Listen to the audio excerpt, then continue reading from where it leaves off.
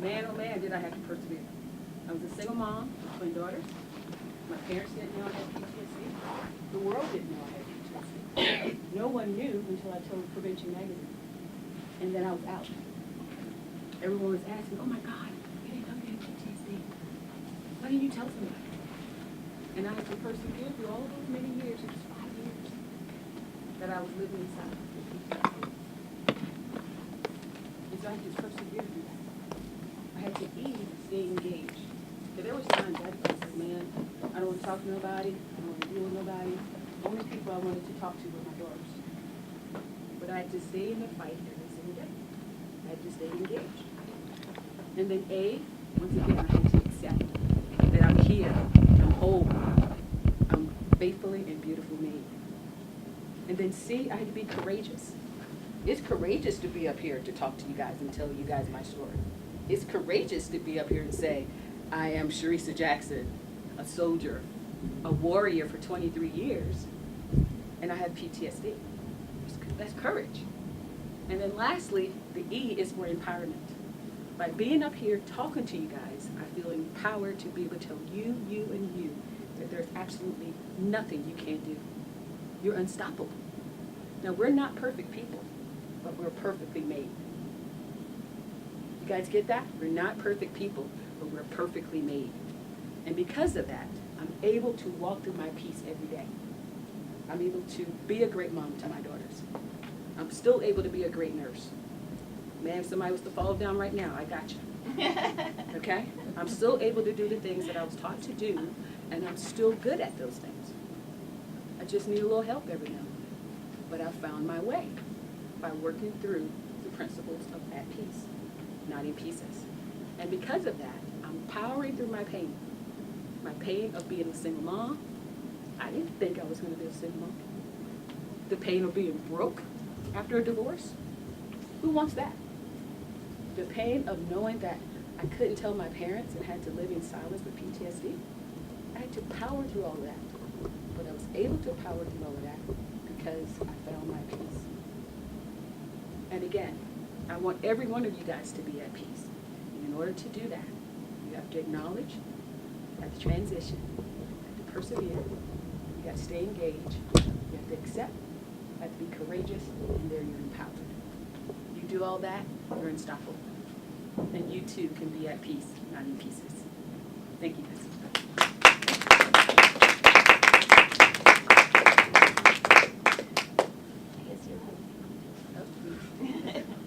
Yeah. I have to apologize on behalf of my son. He is supposed to be speaking today, but he's a senior in high school, and you'll see in just a minute because he did a video. So I think the best thing is to put it right here. Hopefully everybody can see it. If not, move kind of to where you can. He has an amazing story of survival, and he will be here tomorrow. He goes to a small Christian school. They decided at the last minute to take the seniors on a senior trip.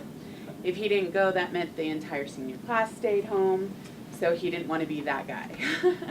So I'm here in his space, and I'm also going to be talking about my role and what happened to him later today. So let me.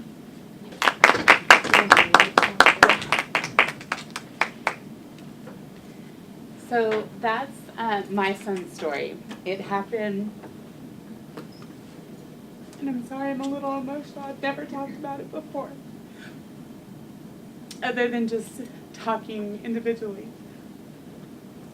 It happened August 8th, 2015, 4 days before the start of his senior year. The initial report from the neurosurgeon was that he would not survive. They would do everything he could, but he wasn't expected to make it, and if he did, it would be in a wheelchair. He lost his left eye. He shattered his skull from the cheekbone all the way back. He had exposed brain. They had to remove some of it because he was at a dirt track when they took his helmet off. But as you can see, he is a walking miracle. He walks, he talks, he's graduating on Saturday.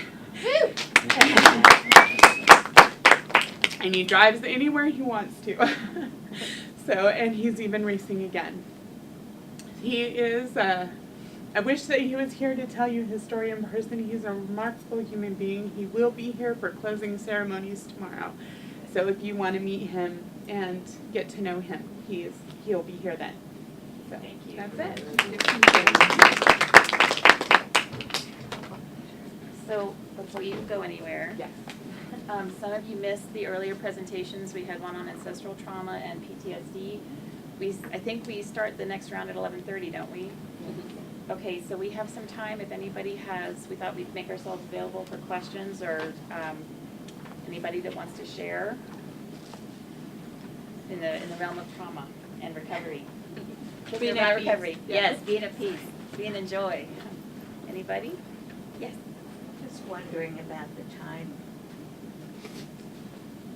factors for each of you, what it has taken to feel like you're really in a better place. I can start. So my last deployment, I came back in 2012. So my first deployment was in 2005. I went again in 2006.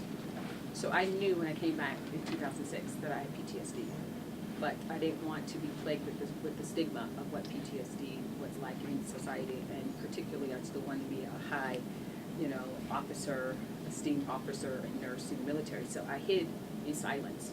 So when I think back on it, I think since 2006, I probably hid and just was overly functional. I was capable of still doing a great job. And one of the things that my therapist said was that I do really good at compartmentalizing. So I compartmentalized for years. I compartmentalized the smells, the sounds, the visions.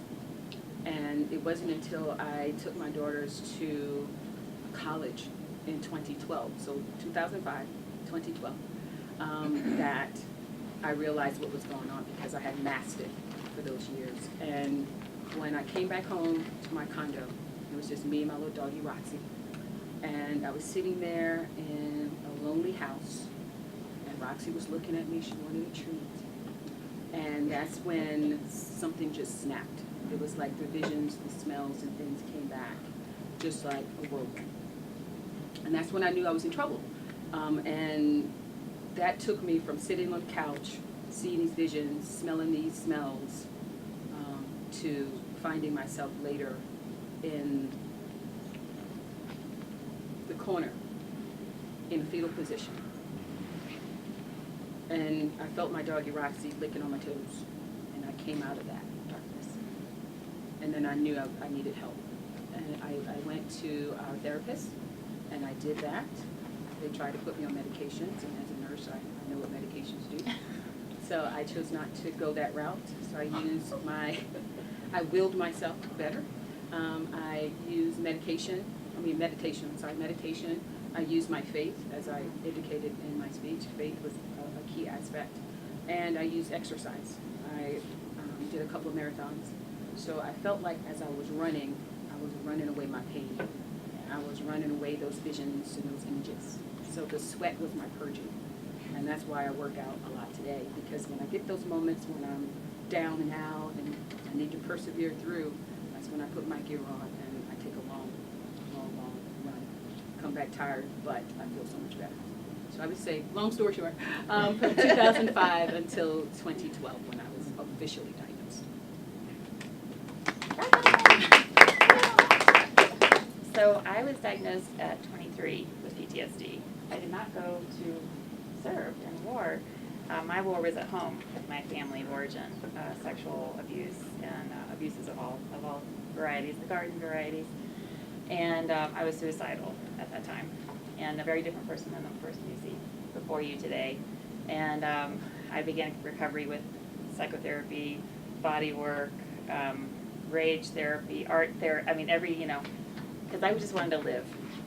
At that point, it was just I just want to live. I just want to feel better.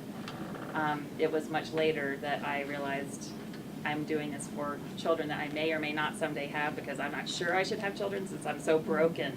I have all these awful things inside of me. And so that recovery was, there were days when it was just, I'm just going to make it through this next minute. And that period of time was 2 years. And my husband, you know, God love him, I gave him the opportunity to leave. He said, I'm not going anywhere, babe. You know, I'm right here.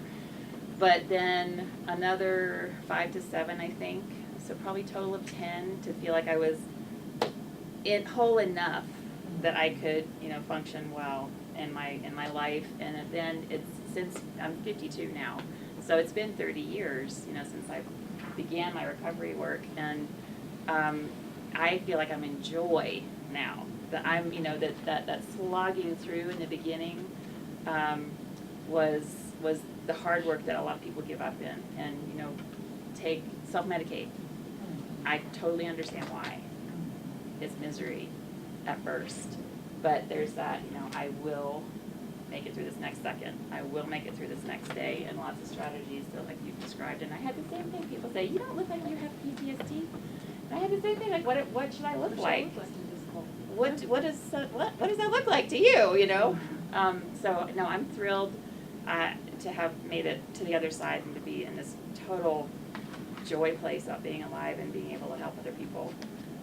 It's really an inspiring thing, I think. Would you agree? Absolutely. You know, Absolutely. to just have come through and be like, we can totally rock this, you know? Yep.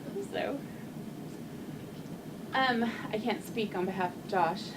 Well, yeah, I can probably, but he, for my part of it, it's still new. We're still going through it. We're still, he's dealing with the loss of a dream that he was so close to attaining. His accent went viral because he was so close to making it to NASCAR that NASCAR picked up the story within 5 minutes of it. So it's so we're just kind of going one day at a time and trying to deal with today. He's a little nervous. You know, he had a goal. The goal was to start driving again. He did that. Then it was, you know, now I'm going to graduate high school. Well, that's going to happen on Saturday. So now he's like, what do I do from here?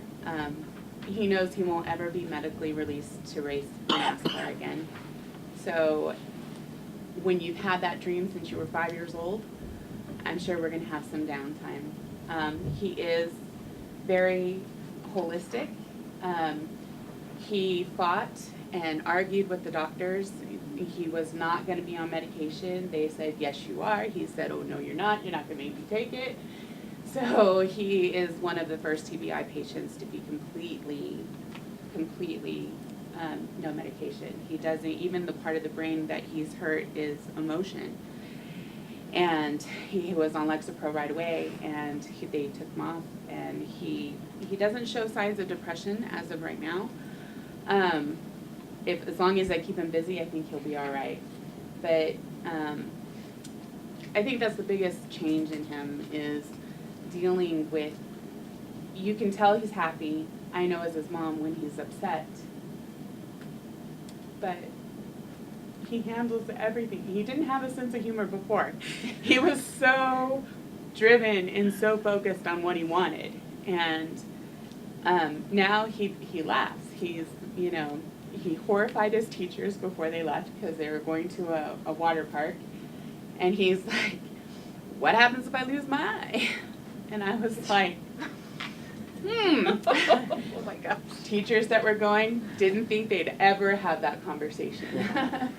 So, and I'm like, well, Josh, it's a $5,000 eye. I would suggest you wait till the nearest girl screams. There it is. So, I love that. he does have a sense of humor before. Pre-accident, no way would that ever come out of my kid's mouth. That's beautiful. So there are blessings in what happened.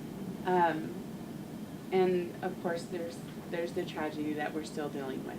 But I think ultimately he's going to be just fine. Yes. Because he will will himself. Yeah. So, yeah, question. Is it okay if I ask? Yes. Oh, okay. First, I want to commend you for your stories, each one of you. As a mother of 9, I can relate. With PTSD and your pain as well, how do you, I mean, it's your experience and your strength to stand in front of us to talk about how you've overcome it or you're dealing with it. Have you ever thought of different avenues as well? I mean, it's the year of the woman, all right? Advocacy, activism, do you see yourself going into that direction, bringing light to your struggles? Absolutely. I have a nonprofit that's called PTSFaces.tv, and that nonprofit actually helps anyone. At first, it was for soldiers and their dependents who are suffering from post-traumatic stress, but I've actually opened that up because I've discovered that nurses, that anyone in here can suffer from post-traumatic stress, cops. So I've opened that up to be able to go out and to not only bring awareness, but to be an advocate, to be an ambassador for anyone that suffers from post-traumatic stress. So that's been my mission, to not only create PTS Spaces, but I've also opened up going into corporate America and start telling corporate America about PTSD and employees with PTSD through PTS Voices. So those are my two avenues that I've branched out into. And your book? And my book, We At can Peace, get Not in where? Pieces. Where can we get the book? You can get the book at SharissaJackson.com. It's still up there. Tell us, tell us where you get it. Yeah, SharissaJackson.com. It is international. I got my first international check, and that was nice to know that people all across the world is buying the book, and they haven't even met me. So I guess my message is going viral, I guess. But yeah, it's doing well. I wanted to create a legacy for my daughters. It's been me and them for since they were 3. So I had to show them what a strong woman looked like. I had a strong mother, and as I said in my speech, I had a strong grandmother. So I needed to show them that they could and will do it. And I have one graduating in a couple days from college, and I have another one graduating next year. Yeah, you did a good job, Mom. Thanks. And for me, it's taken a different route. I've written books, I've been teaching for many years, and I seem to attract women who have experienced something difficult and have come to the place of resilience and recovery about it and want to change the world for the better. And so I professionally mentor women who have a big mission and a big message to promote. My book is I Am Her Daughter, Healing Paths to Woman's Power. This is actually my 5th. And it just went #1 international bestseller 4 weeks ago. Nice. US, Canada, Germany, Australia, and the UK. And I was on NBC last week here in Albuquerque. And it's available everywhere on all the online retailers. But the idea is that some of us suffer in silence. And the culture does not always support us in talking about our traumas or our pain. And we really need to make space for people who are in pain to be able to speak. Because otherwise it's suppressed and it remains inside, and it makes us act out in crazy ways and hurt other people and continue the cycle. So for me, it's about telling the truth. Of course, doing it in a beautiful or imaginative way, but still the truth. So. For me, I think Josh and I became unexpected inspirations. Our racing community embraced us like I'd never seen. Depending on what part of the country you were in, determined what sticker you got. So I think we really realized it, the extent of it, when Josh started getting care packages from Australia and Hawaii. And both of us were kind of in awe, like, how the hell do you people know about him? But it went fast, and it went, the news kind of followed us everywhere. We were from Albuquerque. The accident happened in Las Cruces, but we didn't come home for almost a year. We flew straight from El Paso when he was stable to Craig Hospital in Denver. My parents, God love them, brought me a car. We drove from Craig Hospital after 4 months to Omaha, Nebraska. We were there for 4 months. Desert girl, spending the winter in knee-deep snow and below 0. Canada, I'm sure you're aware. That was not easy for us. My son had never even seen snow. So throughout this process, Josh became basically a poster boy for survival, for racing community. And through the people that we've met, they really felt like his story was something that should be heard. Josh is just Josh. He's just wants to get better. He's not going to listen to anybody tell him no. That's how he's always been, and that's how he will always be. And he was young, he's 17, he's 19 today, but when all of this started, he had his whole life in front of him, and he was determined to make sure that this didn't stop him from having a full life. Any other? And I don't have a book. Right Yeah. then, girl. Yeah. Right there. I think so. I think so too. I think there's one in there. Any other questions or thoughts before we break? Anybody? Thank you all so much for being here.